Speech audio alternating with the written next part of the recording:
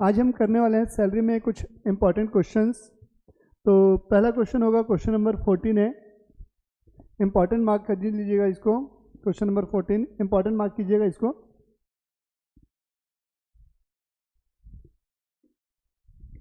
पढ़िएगा क्वेश्चन को क्या लिखा हुआ है।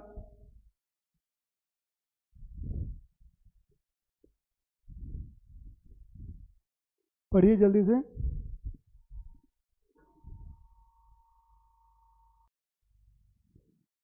क्वेश्चन नंबर 14 है, सबसे इंपॉर्टेंट क्वेश्चन में से एक है। क्या लिखा है? The following particulars of mister Manoj income. Manoj की इनकम के बारे में जानकारी दी है। सैलरी लिखा है ब्रैकेट में, after deducting 28,000 for income tax at source, 3,80,000 रुपये। दो कॉलम बनाएंगे, पर्टिकुलर और अमाउंट। क्वेश्चन नंबर 14 पर्टिकुलर और अमाउंट।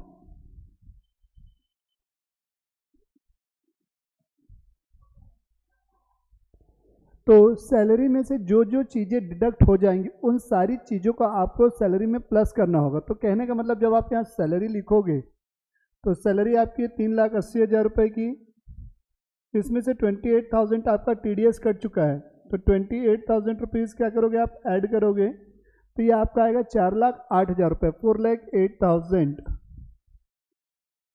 4,08,000 ये आ गया आपका 4,08,000 रुपये। आगे बढ़िएगा।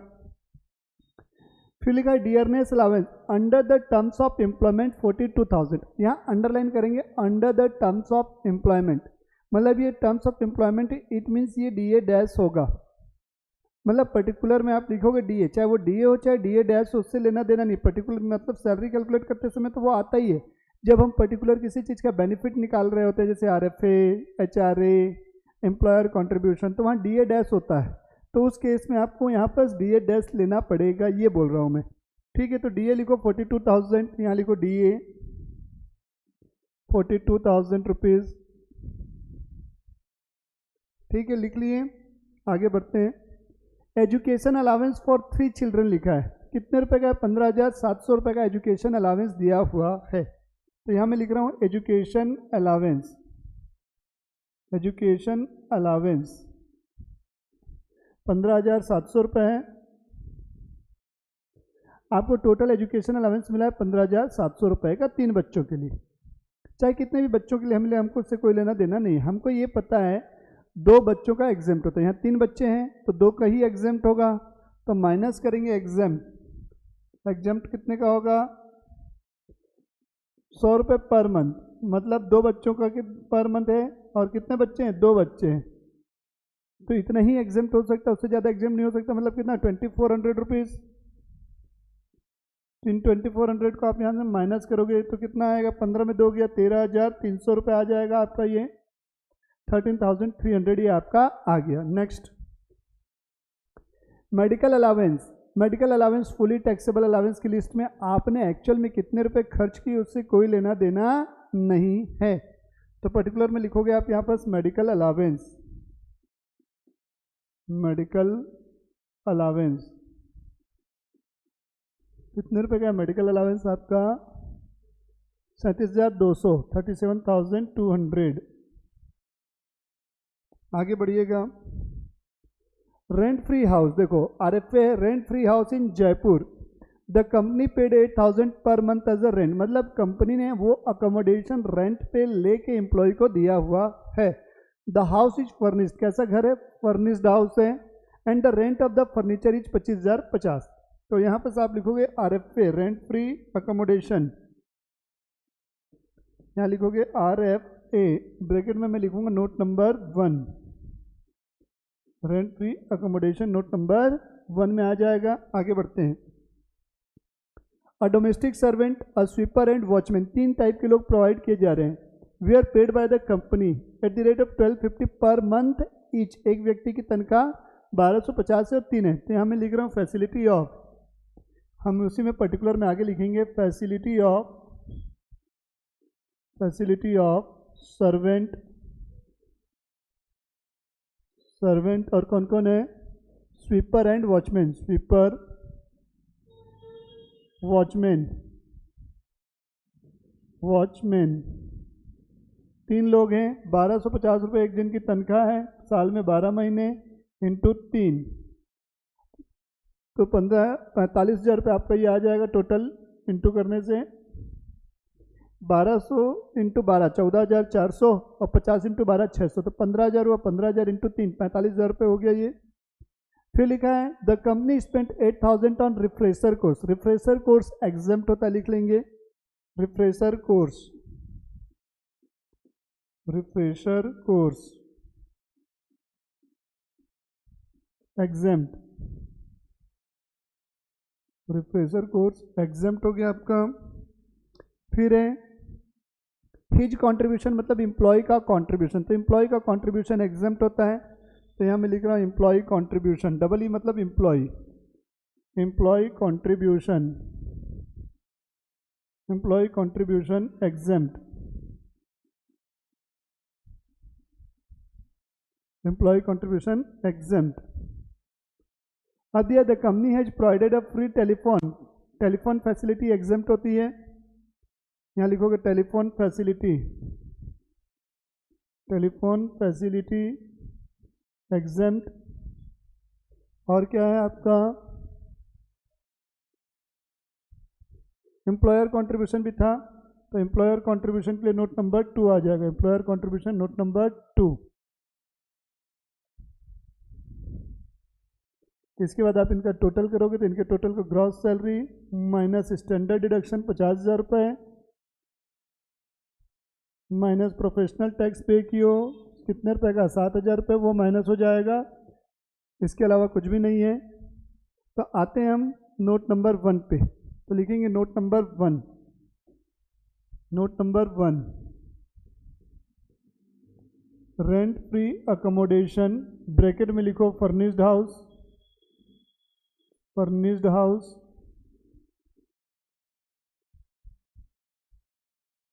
कॉमा टेकन ऑन रेंट है, ध्यान देना taken on rent,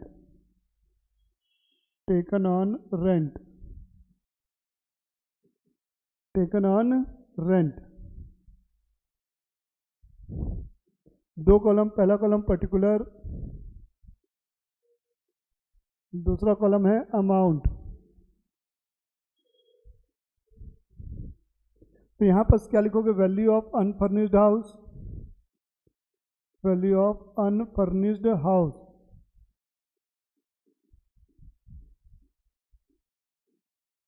plus rent of facility करोगे, क्योंकि फैसिलिटी आपने फर्नीचर लिखा है, तो कितने का फर्नीचर है 25,050 plus rent of furniture, rent of furniture 25,050 रुपये, इनका टोटल आप कर लोगे तो आ जाएगा। अब आपको वैल्यू ऑफ अनफर्निश्ड हाउस निकालना है, तो ये निकालेंगे कैसे, मैंने बताया था 10% लेंगे किसका, बेसिक सैलरी। तो आपका बेसिक सैलरी कितना है 4,08,000, बेसिक सैलरी है 4,08,000 रुपये, प्लस मैंने बोला था डी ए डैश, तो इस क्वेश्चन में डी ए डैश से 42,000 रुपये, प्लस मैंने बोला था ऑल मॉनेटरी बेनिफिट बोला है, ऑल मॉनेटरी बेनिफिट में एजुकेशन अलाउंस 13,300, 37,200, 13,300, 37,200 मेडिकल अलाउंस का है। फिर कोई अलाउंस है क्या, देखो इधर, बाकी तो फैसिलिटी है और कुछ भी नहीं है, तो और कुछ भी नहीं आएगा। इनका 10% या rent paid, rent paid, rent paid कितना किया हुआ है देखते हैं, 8,000 पर मंथ है, तो 8,000 इंटू 12 96,000 ये आ रहा है। और यहाँ इसको निकाल लेते हैं, ये कितना आ रहा है आपका 4,08,000 प्लस 42,000 प्लस 13,300 प्लस 37,200 इंटू 10%, 50,050, 50050, 50050। इन दोनों में जो भी अमाउंट लोअर होगी, तो लोअर कौन है 50050, 50050। अब इसमें प्लस कर दो 25,050, 25,050, 75,100। तो ये रेंट फ्री अकोमोडेशन की वैल्यू आ गई है, लिख देंगे, उसे कॉपी कर देंगे नोट नंबर 1 में। अब आइएगा नोट नंबर 2, नोट नंबर 2 पे आइएगा।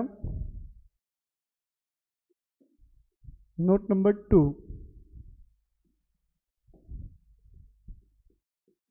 नोट नंबर 2 है employer contribution. Employer contribution exempt होता है 12% तक, तो नोट लिखेंगे employer contribution is exempt up to 12% of basic salary plus DAS plus commission as a percentage, commission as a percentage. Okay, ठीक है, आगे बढ़िएगा। अब यहाँ अमाउंट के टर्म में दिया हुआ है आपको, किसके टर्म में दिया हुआ था आपको? अमाउंट के टर्म में 36,000 रुपये का। तो 12% निकाल लो, कितना? बेसिक सैलरी 4,08,000 रुपये, DAS हो गया 42,000 रुपये, कमीशन हो गया 0, 4,50,000 टोटल हो गया। 4,50,000 का 12% निकालो, 54,000, 54,000 हो गया। आगे लिखेंगे but employer contributed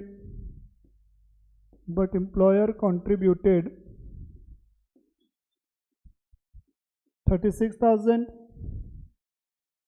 but employer contributed 36,000, that is, देखो एग्जाम्प्ट हो सकता है आपका 54,000 और एम्प्लॉयर ने कितना दिया? 36,000, मतलब एग्जेम्प्टेड अमाउंट से कम दिया है, कोई दिक्कत नहीं, that is less than exempted amount, less than exempted amount, therefore whole amount will be exempt, whole contribution exempt। तो आप यहाँ पास आ जाएंगे और लिख देंगे exempted, यहाँ पास ये आ जाएगा एम्प्लॉयर कंट्रीब्यूशन नोट नंबर 2 और RFA में 75,100 वहाँ लिख देंगे, तो आपका काम हो जाएगा। आइएगा क्वेश्चन नंबर 13 पे, पढ़िएगा क्वेश्चन नंबर 13 को एक बार, ये सब अच्छे अच्छे क्वेश्चन करवा रहा हूँ बेटा आज। क्वेश्चन नंबर 13 पढ़िएगा एक बार।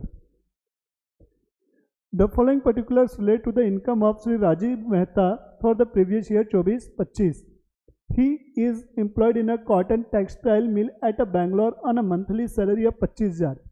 तो पर्टिकुलर में आप लिखेंगे सैलरी 25,000 इंटू 12, 3 लाख रुपए। आगे बढ़ते हैं। He is also entitled to commission 1% of sale affected by him. Sale affected by him during the year amounted 40 lakh रुपए। लिखेंगे कमीशन 40 लाख इंटू 1%, तो कमीशन आपका आएगा 40,000 रुपये। ठीक है, हो गया ये दो चीज़ें। ठीक, आगे लिखा हुआ है डियरनेस पे 6,000 पर मंथ, तो लिखेंगे DA 6,000 इंटू 12, लिखो 6,000 इंटू 12।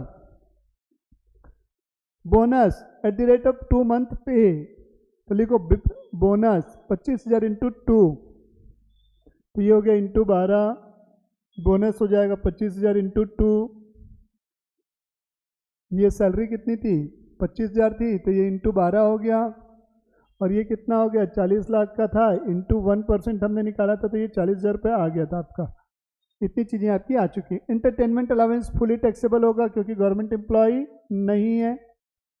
हाउस रेंट अलाउंस ये पहली बार आ रहा है, ध्यान देना, इंपॉर्टेंट है। नोट नंबर 1 बनेगा, इसके लिए लिखोगे HRA, पर्टिकुलर में लिखोगे HRA। Note number 1, the employer paid 10,000 towards the income tax liabilities of Shri Rajiv Mehta, ये भी टैक्सेबल होगा। लिखो इनकम टैक्स ऑफ एम्प्लॉय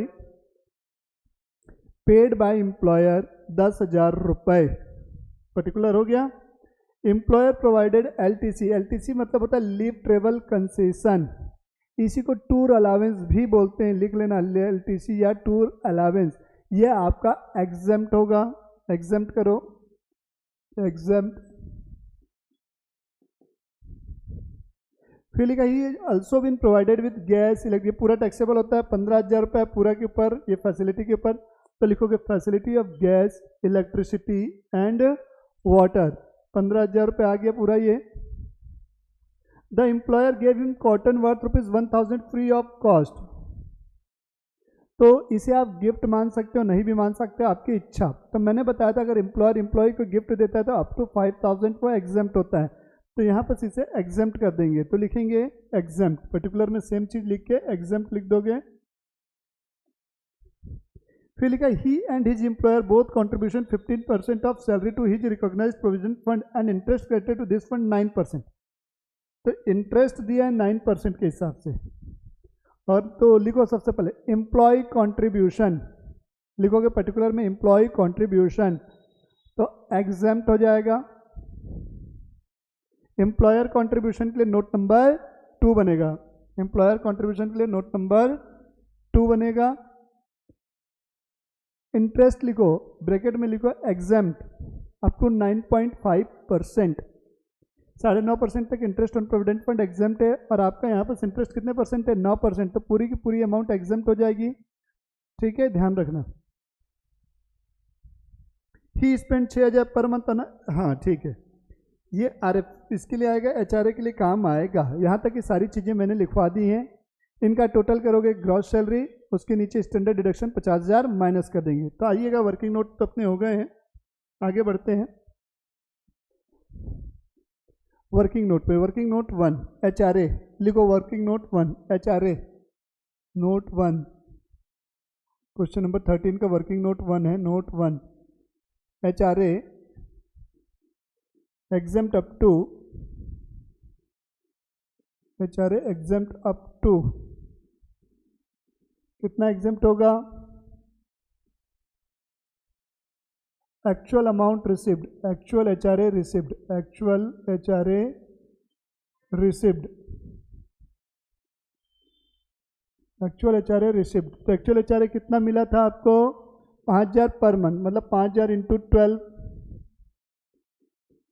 60,000 रुपये। एक्चुअल HRA रिसिप्ट कितना हो गया? 60,000 रुपये। और रेंट पेड माइनस 10% ऑफ किसका? Basic salary plus DA- plus commission as a percentage. तो रेंट पेड कितना है? मतलब जो घर लिया उसका रेंट कितना पे कर रहा था? 10वें नंबर के पॉइंट पे था 6000 पर मंथ। तो 6000 इंटू कितना हो गया? 12 महीने का। 10% है बेसिक सैलरी, तो बेसिक सैलरी आई है आपकी कितनी? 3 लाख रुपए। DA- है नहीं, कमीशन है 40,000 रुपये। मतलब क्या हुआ? ये 72,000 हुआ, माइनस ही इसका हो गया 34,000 रुपये। तो ये आपका आ गया 38,000 रुपये। ठीक है। और तीसरी अमाउंट किस चीज़ की होती है? मेट्रो सिटी में है कि अदर देन मेट्रो है? बेंगलोर है, तो बेंगलोर मेट्रो तो है नहीं, तो 40% आएगा किसका? इन्हीं चीज़ों का, 3 लाख प्लस 0 प्लस 40,000 का। ऑब्वियस सी बात है, ये तीनों में लोअर अमाउंट यही आनी है। 3 लाख का 40% ऐसे कितना हो गया? 1,20,000। ये अमाउंट निकाल के लिख लेना। तीनों में जो भी लोअर होगी, तो 38,000 लोअर हो गई, ये आपका एग्जेम्प्ट हो गया। मतलब जो HRA आपको 60,000 रुपये मिला था उसमें से माफ़ कितना हो जाएगा? 38,000 आपका माफ़ हो जाएगा। इसलिए टैक्सेबल कितना होगा? जितना मिला था, कितना मिला था? 60,000, उसमें से जितना एग्जेम्प्ट है वो माइनस कर दो, 38,000, बचा हुआ 22,000 आपका टैक्सेबल हो जाएगा। तो 22,000 आपका टैक्सेबल है। नोट नंबर 1 ये HRA का हो गया। नोट नंबर 2 पे आइएगा। नोट नंबर 2 आपका किस चीज़ के लिए बनेगा? Employer contribution. बार बार बताने की जरूरत नहीं पड़नी चाहिए। कितना कंट्रीब्यूट किया एम्प्लॉयर ने? 15%। तो आप बार बार यूज टू हो चुके हैं, चाहो तो लिखो चाहे तो मत लिखो। Employer contribution exempt up to 12% of basic salary. कितना है बेसिक सैलरी? 3 लाख। DA- कुछ नहीं है। कमीशन कितना है? 42,000 रुपये कमीशन है, सॉरी 40,000 रुपये।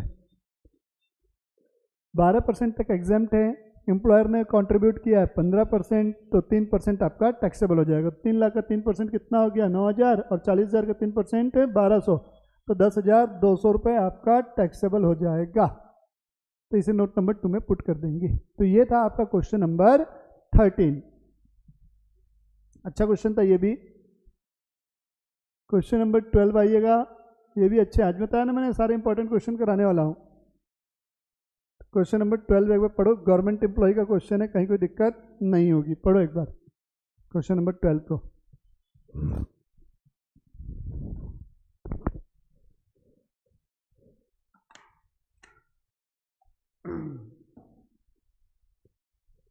पढ़ो एक बार क्वेश्चन नंबर 12 को, जल्दी से अच्छे से पढ़ो।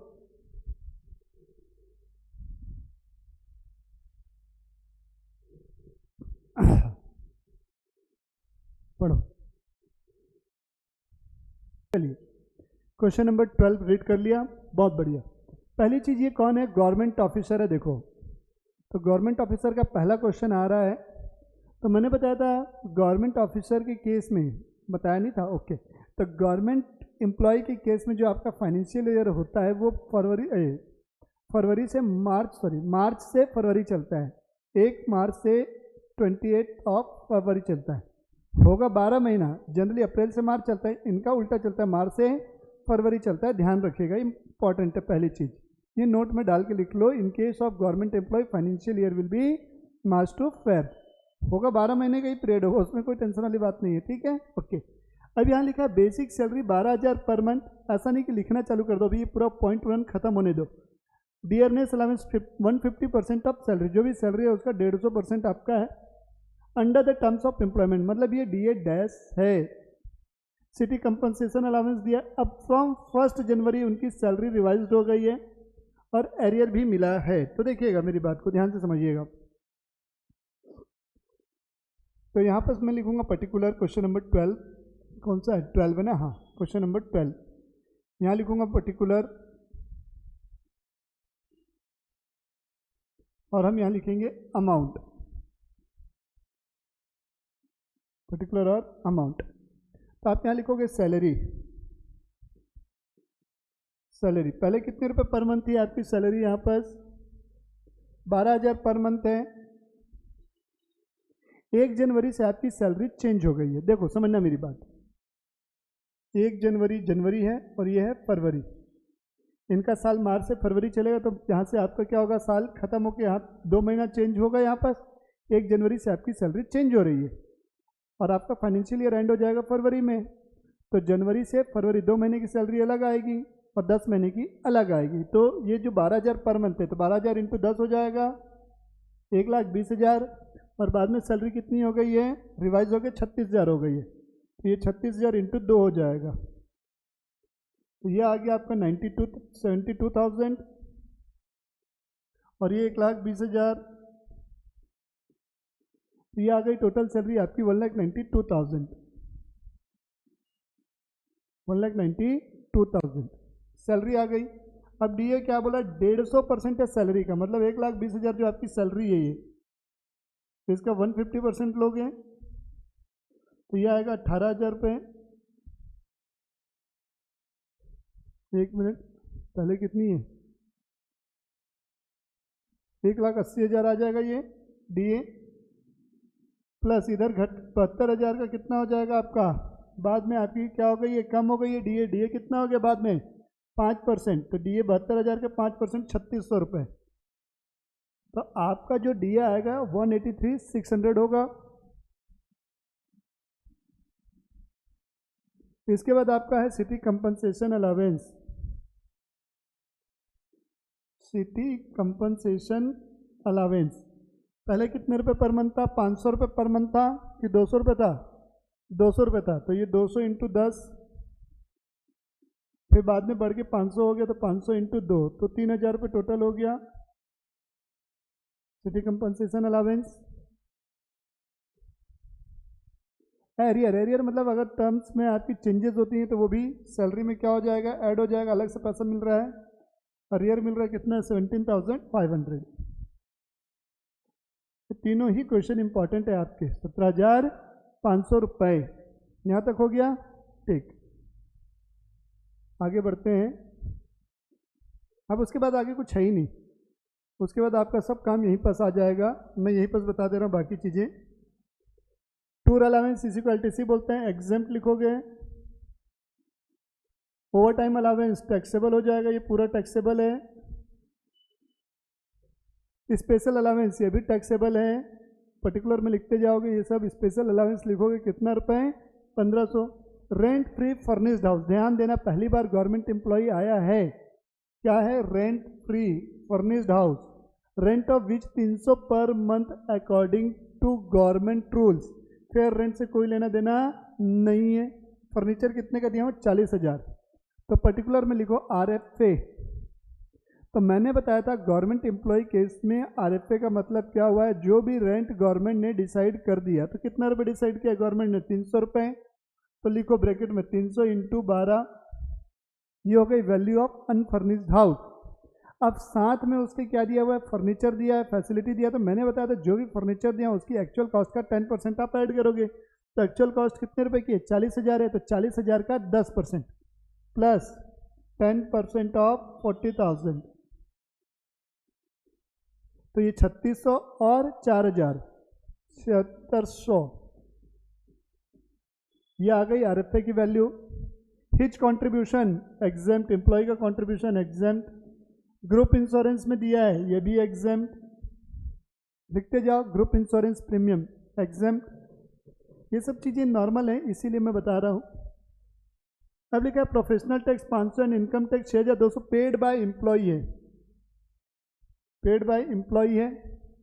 तो ये बस माइनस होगा लास्ट में, ये क्या होगा, माइनस हो जाएगा लास्ट में। सैलरी कैलकुलेट करने के बाद इनकम टैक्स कभी माइनस नहीं होगा। अगर एम्प्लॉय का इनकम टैक्स एम्प्लॉयर पे करता तो ये सैलरी में ऐड होता, अपना टैक्स खुद पे कर रहा है तो इससे कोई लेना देना नहीं है। ये पॉइंट कंफ्यूज करने के लिए दिया है। इंटरटेनमेंट अलाउंस, इसके लिए नोट नंबर 1 बनाए दो। इनका टोटल ग्रॉस सैलरी, फिर उसमें से माइनस करोगे स्टैंडर्ड डिडक्शन 50,000 और ये प्रोफेशनल टैक्स कितना, 500। ये माइनस कर दोगे आपका आंसर आ जाएगा। तो इंटरटेनमेंट अलाउंस बता रहा हूँ मैं, चलिए आइएगा इंटरटेनमेंट अलाउंस पे। Note number 1, entertainment allowance exempt up to, entertainment allowance exempt up to ₹5,000, fix है 5,000 रुपये, और 20% of basic salary. Basic salary आपकी कितनी निकली है यहाँ पर, 1,92,000। तो 1,92,000 इंटू 20%, 38,400, और कितना रुपये मिला है आपको, 500 पर मंथ मिला है आपको। तो 500 इंटू 12, 6,000।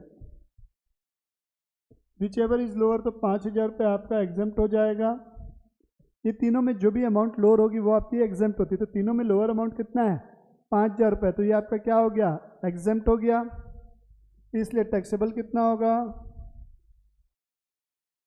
टैक्सेबल 6,000 टोटल मिला था, 5,000 आपका माफ हो गया, तो बचा कितना, 1,000। तो ये 1,000 आपका टैक्सेबल हो जाएगा। पर्टिकुलर में जाके इंटरटेनमेंट अलाउंस लिखे हो, वहाँ आप 1,000 लिख देना, आपका आंसर हो जाएगा। लिख लो।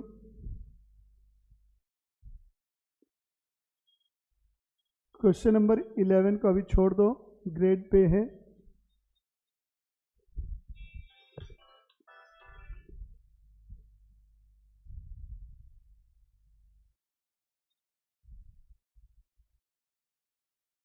चलो 11th भी कर ही लो, लगे हाथ पढ़ लो एक बार, ग्रेड पे भी समझ में आ जाएगा, कोई खास चीज़ नहीं है।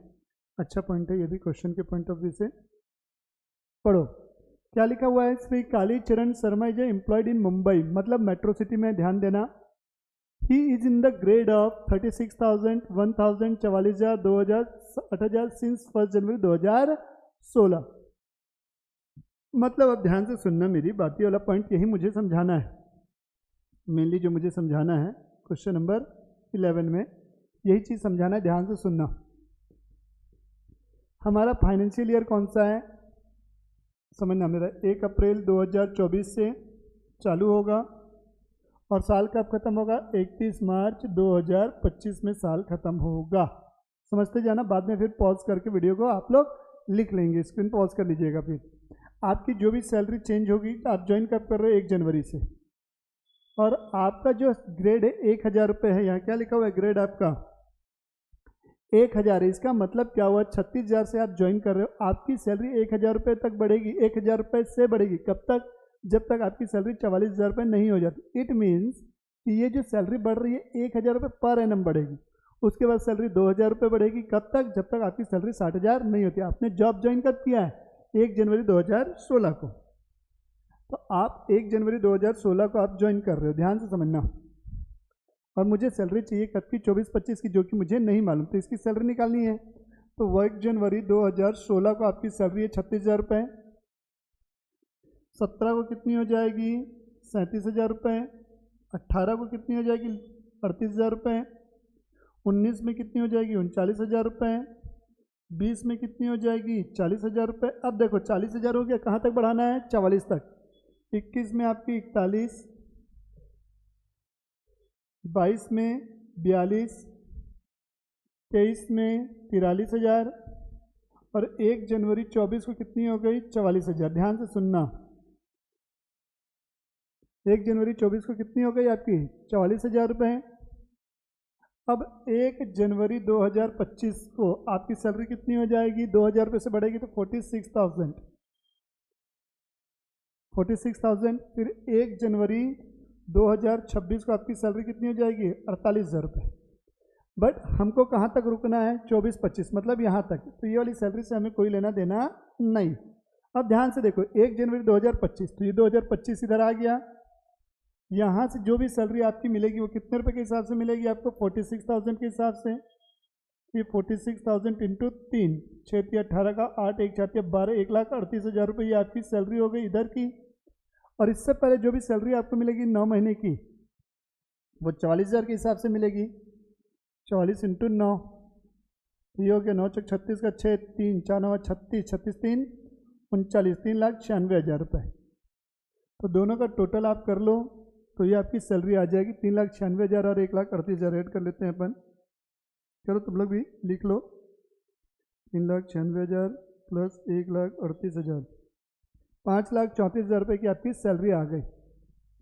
5,34,000 रुपये आपकी सैलरी हो गई। ये पर्टिकुलर में आप लोग सैलरी लिखो, वर्किंग नोट 1 5,34,000 रुपये, ये वर्किंग नोट 1 है, इसको लिख लीजिएगा। तो मैं आता हूँ पर्टिकुलर में, क्वेश्चन नंबर 11 में पर्टिकुलर, और यहाँ लिख रहा हूँ अमाउंट। यहाँ लिखोगे सैलरी। सैलरी कितना हो गया आपका? 45, नोट नंबर 1 से आ गया, कितना है? 5,34,000 रुपये, 5,34,000, 5,34,000। आगे बढ़ते हैं, अब क्या है? He is paid 20% of salary as a dearness allowance. तो डीए लिख देते हैं यहाँ पर, डीए 5,34,000 इंटू 20% निकाल लेते हैं इसका। 5,34,000 इंटू 20%, 1,06,800, 1,06,800 रुपये, 1,06,800 रुपये ये आपका डीए डैश हो गया, सॉरी डीए हो गया। आगे बढ़ते हैं, क्या लिखा हुआ है? He has been paid house rent allowance. उसको क्या मिलता है? 10,000 पर मंथ एचआरए मिलता है। तो एचआरए लिखो, ब्रैकेट में नोट नंबर 1 लिखोगे, एचआरए ब्रैकेट में नोट नंबर 2, 1 तो हो गया सैलरी का था, नोट नंबर 2 लिखोगे एचआरए के लिए। आगे बढ़िएगा, he has hired an accommodation on a monthly rent of 13,000, मतलब वो जो घर किराए का ले रहा है वो कितने रुपए का है? 13,000 रुपये पर मंथ का है। तो ये एचआरए के वर्किंग नोट में काम आता है, यहाँ पर सच इसका कोई रोल नहीं है। ही कॉन्ट्रीब्यूट 17% ऑफ इस सैलरी एंड डीए, अंडरलाइन करने की, सैलरी एंड डीए, मतलब ये सब क्या होगा आपका? कंट्रीब्यूशन जो होता है रिटायरमेंट बेनिफिट का पार्ट होता है। तो डीए आपका क्या हो गया? Forming part of retirement benefit हो गया। मतलब क्वेश्चन में जो डीए आपका आया वो डीए डैश होगा इस लाइन की वजह से, कॉन्ट्रीब्यूटेड सैलरी एंड डीए। तो एम्प्लॉय कॉन्ट्रीब्यूशन लिखो, exempt towards the employer contributed equal amount. तो एम्प्लॉयर भी 17% दे रहा है, तो यहाँ लिखो एम्प्लॉय कॉन्ट्रीब्यूशन, एम्प्लॉय कॉन्ट्रीब्यूशन यहाँ लिखो एग्जेम्प्ट। फिर लिखो employer contribution, note number 3, 5% taxable हो जाएगा, सीधा सीधा दिख रहा है। He has been given an small car, देखो कार फैसिलिटी है, small car which is used by him for his personal purpose also, मतलब ऑफिशियल के लिए भी कर रहा है, इस लाइन का मतलब ये हुआ अल्सो वर्ड का। The driver salary and all other expenses relating to the official use of the car are incurred by the employer. Official use के दे रहा है, मतलब पर्सनल के खर्चे कौन दे रहा है, एम्प्लॉयर दे रहा है कि एम्प्लॉय दे रहा है, एम्प्लॉय दे रहा है। Which is use by him for his personal purpose also, the driver salary and other expenses relating to the official use of the car are incurred by the employer. तो यहाँ पर 600 into 12 small car, खर्चे car employer की, खर्चे employ कर रहा है, तो 600 इंटू 12 स्मॉल कार, 600 इंटू 12। ये पॉइंट पे एक बार स्टार बना के रखना, ठीक है। आगे he has an amenity of free electricity and water from the factory, तो लिखो इलेक्ट्रिसिटी 4000, गैस एंड टेलीफोन 1200 और टेलीफोन फैसिलिटी एग्जेम्प्ट। 4000 और 1200 आ जाएगा नीचे में, 4000 और 1200, ये 4000 आ गया, 1200 आ गया, टेलीफोन एग्जेम्प्ट हो गया। इनका total gross salary minus standard deduction 50,000, ठीक है यहाँ तक। अब वर्किंग नोट का मेन खेल है, तो वर्किंग नोट पे आते हैं। Note number 1, note number 1 HRA लिखो, HRA exempt up to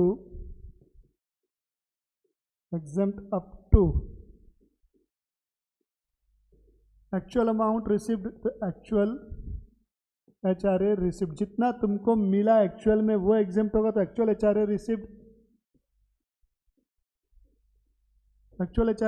actual HRA कितना है आपका 10,000 पर मंथ, तो 10,000 इंटू कितना हो गया आपका, 12 महीने होते हैं तो 1,20,000 रुपये, कितना हो गया 1,20,000 रुपये।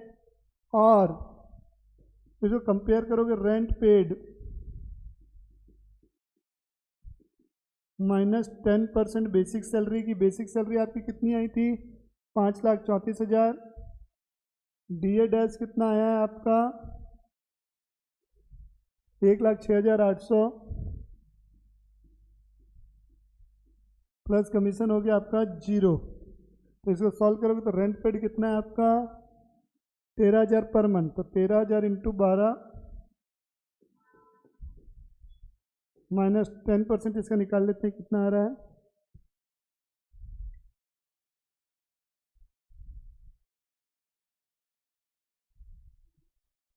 64,080 और ये 13,000 इंटू 12 करो 1,56,000 माइनस 64,080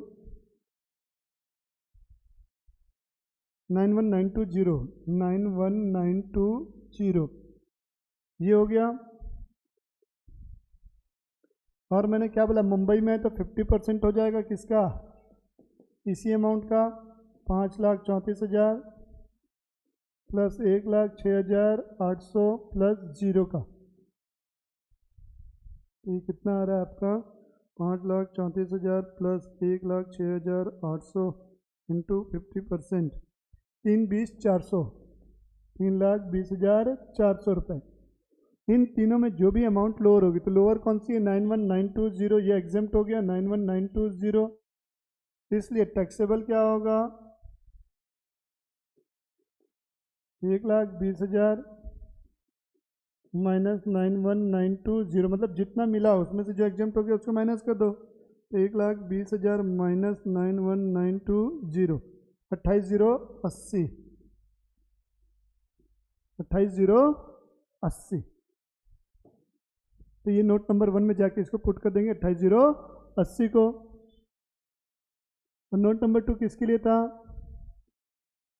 देखो नोट नंबर 2 किसके लिए था, एम्प्लॉयर कंट्रीब्यूशन था क्या, हाँ एम्प्लॉयर कंट्रीब्यूशन था नोट नंबर 3, ये नोट नंबर 2 था आपका। एम्प्लॉयर कंट्रीब्यूशन कितना, नोट नंबर 3 लिखोगे, एम्प्लॉयर कंट्रीब्यूशन 5% टैक्सेबल होगा किसका? 5,34,000 प्लस 1,06,800 प्लस 0। 12% तक एग्जाम्प्ट है तो 5% टैक्सेबल। तो निकाल लो इसका भी 5,34,000 प्लस 1,06,800 इंटू 5%, 32,040। 32,040 ये आपका टैक्सेबल हो जाएगा। ओके, ये चीज़ें आपकी कंप्लीट हो गई। तो ये था आज के 4 क्वेश्चन जो काफ़ी इंपॉर्टेंट थे। नेक्स्ट देखो 1 हो गया, 2 हो गया, 3 हो गया, 4 हो गया, 5 हो गया, 6 हो गया, 7 रह गया था, 8 हो गया, 9 और 10 2 क्वेश्चन बचे हैं बस।